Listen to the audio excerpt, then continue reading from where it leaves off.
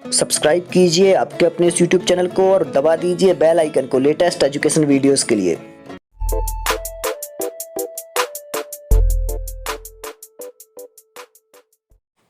नमस्कार साथियों, स्वागत है आप सभी का आपके अपने इस चैनल सुविज्ञा में। साथियों, आज हम यहाँ पुनः कुछ महत्वपूर्ण प्रश्नों का अध्ययन करेंगे जो कि प्रतियोगी परीक्षाओं में पहले पूछे जा चुके हैं। चलिए चलते हैं पहले ही प्रश्न से। ब्याह्य पद में उपसर्ग, प्रकृति और प्रत्यय है, तो आपको ब्याह्य पद में प्रकृति प्रत्यय बताना है, क्या है।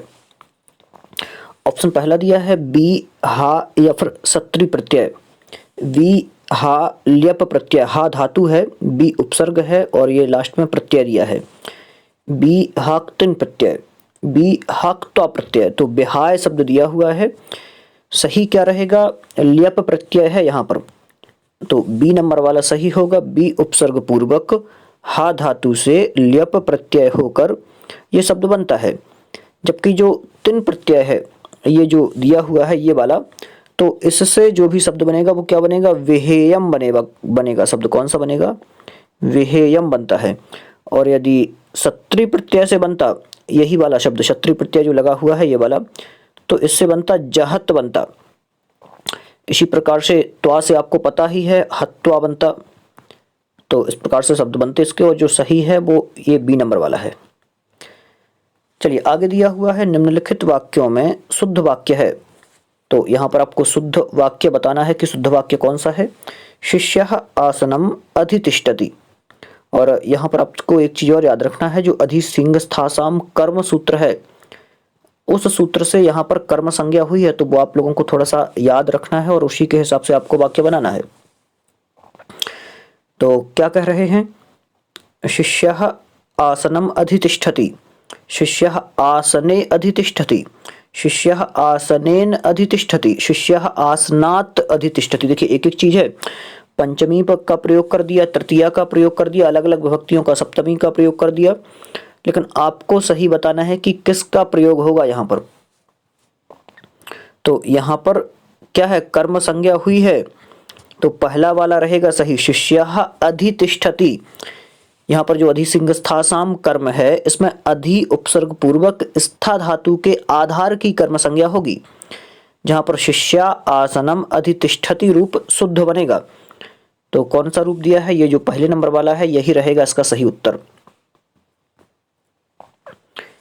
आगे एक बहुत ही महत्वपूर्ण समास दिया है, अहिनकुलम पद में कौन सा समास होगा, द्वंद्व समास, बहुब्रीहि समास, कर्मधारय समास या फिर तत्पुरुष समास। तो कौन सा समास होगा बताना है आप लोगों को। अहिनकुलम, दो शब्द बनते हैं यहाँ पर, एक तो अहि शब्द है और दूसरा नकुल शब्द है, मतलब सांप और नकुल, तो दो शब्द हैं, तो कौन सा होगा, यहाँ पर द्वंद्व समास होगा। थोड़ा सा आपको ध्यान रखना है, दो शब्द हैं ये अलग अलग, तो द्वंद्व समास होगा यहाँ पर। संस्कृत में उपसर्गों की संख्या कितनी है, एक आसान प्रश्न है। संस्कृत में उपसर्गों की संख्या कितनी है, 15 दिया हुआ है ऑप्शन में, 20 दिया है, 27 दिया है या फिर 22। तो संस्कृत में जो कुल उपसर्गों की संख्या होती है वो 22 होती है। प्रा, परा, अप, सम, अनु, औ, निस, निर, दुस, दुर, वी, आंग, नी, अधि, अपि, अति, सु, उद, अभि, प्रति, परि, उप, इस प्रकार के कुल 22 उपसर्ग ये होते हैं। आगे चलते हैं, सुधी शब्द के षष्ठी बहुवचन का रूप है।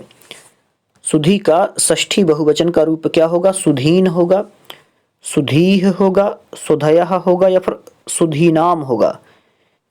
सुधी शब्द का षष्ठी बहुवचन में सुधीयाम बनता है और सुधीनाम बनता है, दोनों रूप बनते हैं। तो यहाँ पर जो सही उत्तर होगा वो अपना डी दिया हुआ है, जो ये वाला, यही रहेगा अपना यहाँ सही उत्तर। आगे चलते हैं, एक कुशल शिक्षक या फिर कहें एक कुशल संस्कृत अध्यापक को सर्वाधिक क्या करना चाहिए, अध्ययन करना चाहिए, अध्यापन करना चाहिए, सर्वप्रथम शिक्षण योजना बनानी चाहिए या फिर कक्षा में प्रवचन करना चाहिए। तो क्या कह रहे हैं, प्रश्न को थोड़ा सा ध्यान से समझना है। एक प्रश्न ये पेडागोजी का बीच के बीच आया है, एक कुशल अध्यापक को क्या करना चाहिए, अध्ययन कराना चाहिए, अध्यापन कराना चाहिए, सर्वप्रथम पाठ्य योजना का निर्माण करना चाहिए, क्या करना चाहिए? चलिए मैं प्रश्न आप लोगों को छोड़ देता हूँ। एक प्रश्न यदि आ ही गया है यहाँ पर बीच के बीच संस्कृत पेडागोजी का, तो ये आप लोगों के से ही आया है और बहुत शानदार प्रश्न है और आप लोगों को इसका उत्तर पता ही होगा। वैसे मैंने इसको रिपीट किया है, इसके पहले हो चुका है ये प्रश्न। चलिए मैं ही बता देता हूँ। सी है इसका आंसर, बिल्कुल नॉर्मल है। सर्वप्रथम शिक्षण योजना बनानी चाहिए। आगे चलते हैं। वामनः बलिम वसुधाम याचते, जो क्या कह रहे हैं? वामनः बलिम वसुधाम याचते, वामन बलि से वसुधा मांगते हैं, धरती मांगते हैं। तो यहाँ पर जो ये वाक्य दिया हुआ है, वाक्य में रेखांकित शब्द में किस सूत्र से कर्म कारक द्वितीय विभक्ति हुई है, ये आपको बताना है। बिल्कुल आसान सा प्रश्न है। आपको यहाँ पर केवल ये बताना है कि यहाँ पर विभक्ति कौन सी हुई है और सूत्र तो आपको याद होंगे ही। अकथितम च सूत्र दिया है, कर्तुरीप्सित तमम कर्म दिया है, कर्मणि द्वितीय दिया है, अधिसिंहस्थासाम कर्म दिया है। तो वामनः बलिम वसुधाम याचते में बलि की अपादान संज्ञा प्राप्त थी, किंतु जो अकथितम च सूत्र से याच धातु रूप क्रिया होने के कारण बलि की कर्म संज्ञा हुई और द्वितीय विभक्ति का प्रयोग हुआ। तो जो कर्तुरीप्सित तमम कर्म सूत्र है, ये कर्म संज्ञा विधायक सूत्र है और कर्मणि द्वितीय कर्म संज्ञा से द्वितीय विभक्ति का विधान करता है। जबकि जो अधिसिंहस्थासाम कर्म सूत्र है, से सी स्था आस धातु के पूर्व यदि अधि उपसर्ग आ जाए तो आधार की कर्म संज्ञा करता है। ये इस प्रकार का विधान है। तो यहाँ जो दिया हुआ है कि बलिम याचते वसुधाम, तो यहाँ पर वाक्य में रेखांकित जो पद दिया हुआ है, रेखांकित शब्द में किस सूत्र से कर्म कारक हुआ है, केवल ये आपको बताना था। तो जो अकथितंच सूत्र है, ये वाला, ये रहेगा सही उत्तर, अकथितंच। आगे चलते हैं। कवर्ग के वर्ण कहे जाते हैं। कवर्ग जो है, जैसे कवर्ग में कौन कौन से वर्ण आते हैं? का, खा, गा, घ, ङ। तो कौन कौन से जो वर्ण हैं वो, मतलब ये वर्ण क्या कहे जाते हैं? ऊष्म वर्ण कहते हैं इनको, स्पर्श वर्ण कहते हैं, अंतस्थ वर्ण कहते हैं, या फिर सरस वर्ण कहते हैं। तो एक आपने पढ़ा होगा, कादयो मावसाना स्पर्शाह, मतलब का से लेकर माँ तक के वर्ण स्पर्श वर्ण कहे जाते हैं। तो इसी के अंतर्गत कवर्ग भी आता है। और शल ऊष्माणाम, मतलब जो सल प्रत्याहार है, सा, श, सा और हा, ये ऊष्म वर्ण हैं। और अंतस्थ कौन से हैं? तो या व राला, ये अंतस्थ वर्ण हैं। तो यहाँ ये स्पर्श वर्ण के अंतर्गत आते हैं। ये रहेगा अपना सही। वर्गों के तीसरे वर्ण किस प्रत्याहार में आते हैं? देखिए, वर्गों के तृतीय वर्ण आपको याद रखना है। वर्गों के तीसरे वर्ण किस प्रत्याहार में आते हैं बताना है आपको। ऑप्शन पहला है हस प्रत्याहार। तो हस प्रत्याहार में कौन कौन से वर्ण आते हैं? हा, या, वा, रा, ला, या, मंगाणा, नम, झा, भा, ध्यान से, झा, भा, घा, ढा, दा, ये सारे के सारे आते हैं ना। सल में कौन से आते हैं? सल प्रत्याहार में सा, शा, सा और हा। और जस प्रत्याहार में जा, बा, गाड़ा, दा। झस प्रत्याहार में कौन से? झा से स्टार्ट करें, झा, भा, घा, ढा, धा, ये। तो वर्ग के जो तृतीय वर्ण हैं, जा, बा, गाड़ा, दा, ये होते हैं। मतलब सी जो दिया हुआ है जस वर्ण, ये जस प्रत्याहार के जो वर्ण हैं, ये रहेगा सही। मशकः कर्णस्य पार्श्वे शब्दम करोति, क्या कह रहे हैं? मशकः शब्दस्य पार्श्वे कर्णस्य पार्श्वे शब्दम करोति, वाक्य में अव्यय शब्द है। यहाँ पर आपको वाक्य में अव्यय शब्द बताना है कि यहाँ जो ये दिया हुआ है शब्द, इसमें अव्यय कौन सा है? शब्दम है क्या, पार्श्वे है क्या, कर्णस्य है क्या, या फिर मशकः है? तो यहाँ पर जो अव्यय पद है, ये पार्श्वे शब्द दिया हुआ है। जो पार्श्व शब्द, ये एक अव्यय पद माना जाता है। चलिए आगे दिया हुआ है, पा धातु का लोट लकार मध्यम पुरुष द्विवचन में रूप होता है। तो लोट लकार मध्यम पुरुष में द्विवचन का रूप क्या बनता है? ऑप्शन दिए हैं, पेवतु दिया है, पेवतम दिया है, पेवताम दिया है, या फिर पेवत दिया है। तो सही क्या रहेगा, ये जो बी नंबर वाला दिया है पिबतम, ये रहेगा सही। क्योंकि पिबतु जो है ये पा धातु से बनता है, लोट लकार के प्रथम पुरुष का और एक वचन है ये। और जो पिबतम जो दिया हुआ है ये भी लोट लकार का है, ये मध्यम पुरुष का द्विवचन है जो यहाँ पर दिया हुआ है ये वाला। और जो पिबताम दिया है ये लोट लकार ये भी है, ये लेकिन प्रथम पुरुष का द्विवचन है। और आगे जो दिया है ये पा धातु लोट लकार है और ये मध्यम पुरुष का ये बहुवचन है।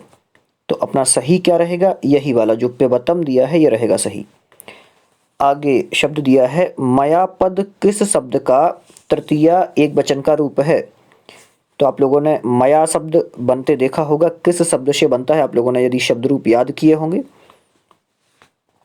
ऑप्शन दिया है युष्मद शब्द, अस्मद शब्द, इदम शब्द या फिर अदश शब्द। बिल्कुल से आसान है ये प्रश्न, आपको बताने की कोशिश करना है। मयापद किस शब्द का तृतीय एक वचन का रूप बनता है। ऑप्शन पहला दिया है युष्मद, दूसरा अस्मद, तीसरा इदम और चौथा अदश। यहाँ अदश कर लें। चलिए मैं एक प्रश्न आप लोगों के लिए छोड़ देता हूँ, आप लोगों को देख करके आना है कि मया शब्द जो है ये किस विभक्ति में बनता है।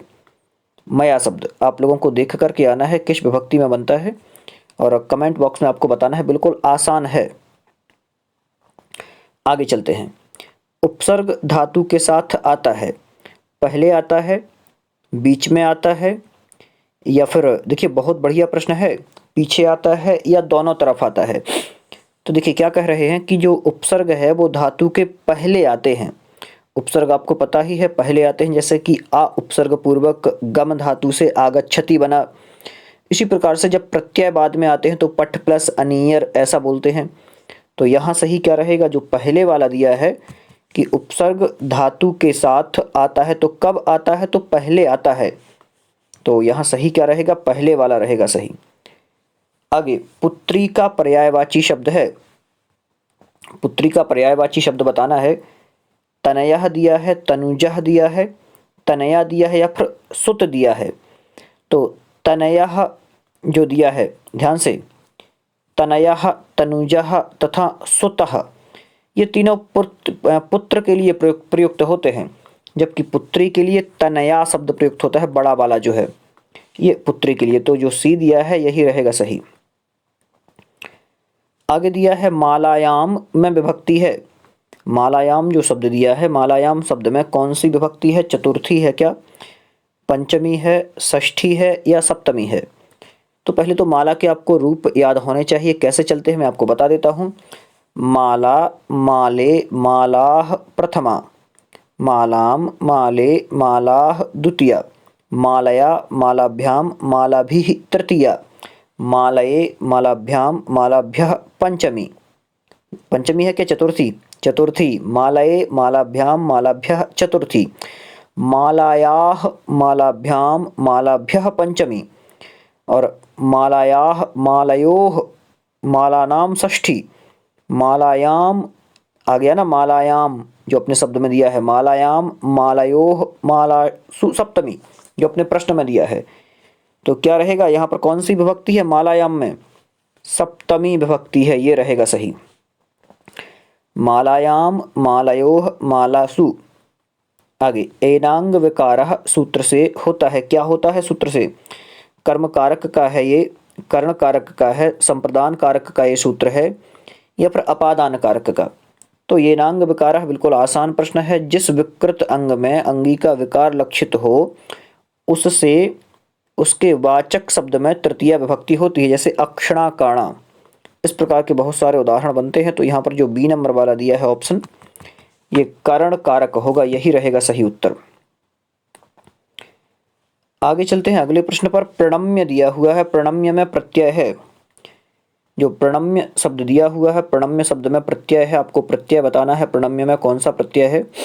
और ये भी एक बहुत आसान प्रश्न है। प्रणम्य ऑप्शन दिए हैं, त्यप प्रत्यय है, ल्यप प्रत्यय है, यत है या फिर क्त प्रत्यय है। तो प्रणम्य में नम और ल्यप दो हैं यहाँ पर शब्द, नम धातु है और ल्यप प्रत्यय है। तो नम धातु से ल्यप प्रत्यय करके प्रणम्य शब्द निष्पन्न होता है। नम से त प्रत्यय होकर के नतः तथा यत होकर के नम्य बनता है। अलग अलग शब्द बनते हैं। तो यहाँ जो दिया है ये वाला बी नंबर वाला जो ल्यप दिया है ये सही रहेगा। आगे, निम्नांकित में से कौन प्रत्याहार सर्वाधिक वर्णों को परिगणित करता है? मतलब सर्वाधिक वर्ण किस प्रत्याहार में है? आपने जब प्रत्याहार पढ़े होंगे तो आपको वर्णों के बारे में पता होगा कि किस प्रत्याहार में सबसे ज्यादा वर्ण हैं।